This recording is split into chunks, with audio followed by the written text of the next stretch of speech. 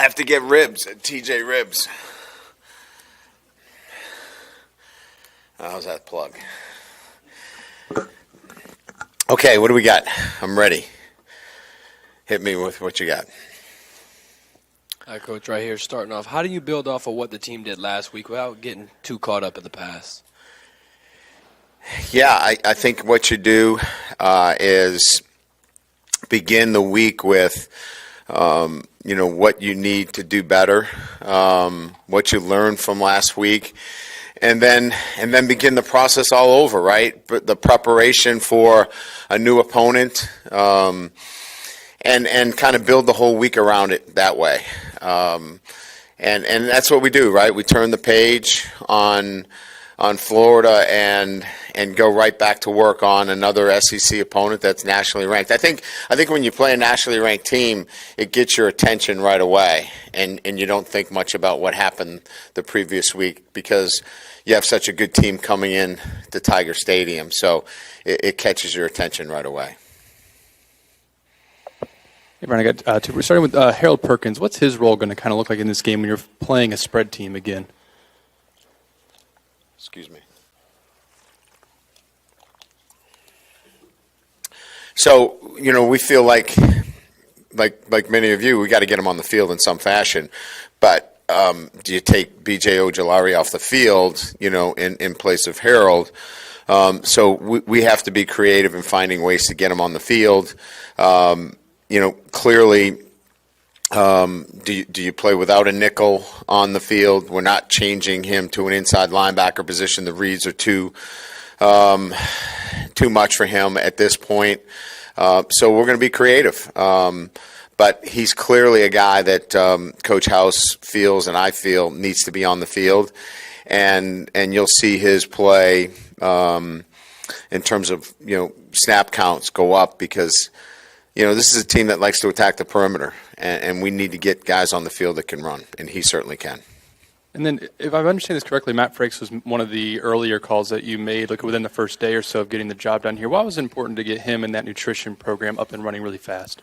Yeah, that's a good question. I think first and foremost, when we talk about the player development piece, it was pretty clear to me that when you have a first class nutrition center, which we had a chef, but I wanted to make sure that we had the connection with our players as well, and having a nutritionist that I got a chance to work with that connected so well with the players. Matt's a former football player.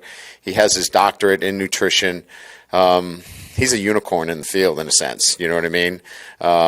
And so I just felt his relatability, his knowledge, and the need for player development in that field was so big in the success that I've had that he was a must-hire. Coach, how do you prepare for an offense like Ole Miss that changes so much week to week? Yeah, well, there's a lot of versatility. It's very creative. But I think it starts with, if you look at it, they clearly have the ability to run the football and push the ball down the field. The quarterback, as I mentioned, is a dual threat. He can run it, he can throw it. So you have to be able. You can't take away everything, and so you have to be sound defensively. But clearly, this is going to be about how we tackle, especially on the perimeter. I think that's going to be a big part of how we, slow them down because they're obviously a very good offense. Yeah, hey, Coach. I think you guys scored 4 touchdowns in the red zone last weekend. Do you guys feel like you're making some great progress on offense and being able to be more efficient in the red zone, and just how important that is for this weekend? Well, I think this has to do a lot with, your ability first and foremost to recognize what you're getting down there. Are you getting man? Are you getting zone?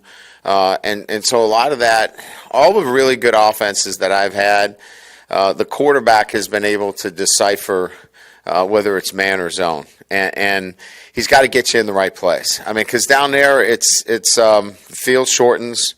Certainly you have an advantage, on offense. But defenses have to tip what they're doing. They're either going to play in some kind of bracket zone or they're going to bring pressures. And the quarterback's got to recognize that. He's got to be a quick decision maker. He's got to be accurate with the football, and he's got to get you in the right place. So I think the really good quarterbacks excel down there, and the teams that have the ability to run the football in particular are very good in the red zone. Hey, Coach, right up here. You said earlier in a press conference this week that Ole Miss ranks number 2 in the SEC in sacks. How do you see that affecting Jaden Daniels' run game this weekend?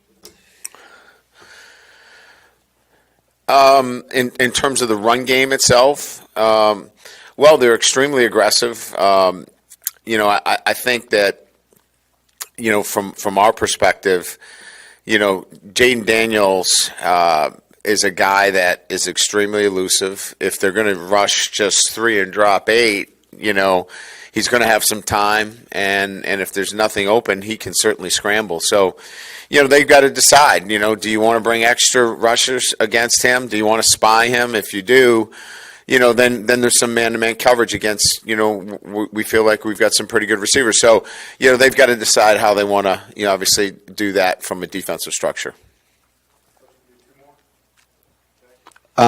Just any update you can give on Armani Goodwin, and just curious if you thought y'all had a good week of practice compared to kind of what you wanted to see going into it. Yeah, Armani practiced well. He'll play. It's a really good story. I mean, in terms of the procedure, I think, when we're done with the season, I'd like, Bo Lowry to kind of talk about what we did. It's a pretty amazing procedure for them to do a surgical repair on a hamstring and for him to be available to play. I think our medical team did an incredible job here. But yeah, I'm excited for him. I thought, you're asking the guy that has an eye towards what I think the standards are, and we're getting there. We prepared to the point where we can win on Saturday. There's no doubt. I would like to see our guys understand that every single day matters, and they're getting there. It's a process for us, and they're starting to understand how intentional they have to be. And from the first week to this week, we are so much better in how we prepare. Good? Thank you.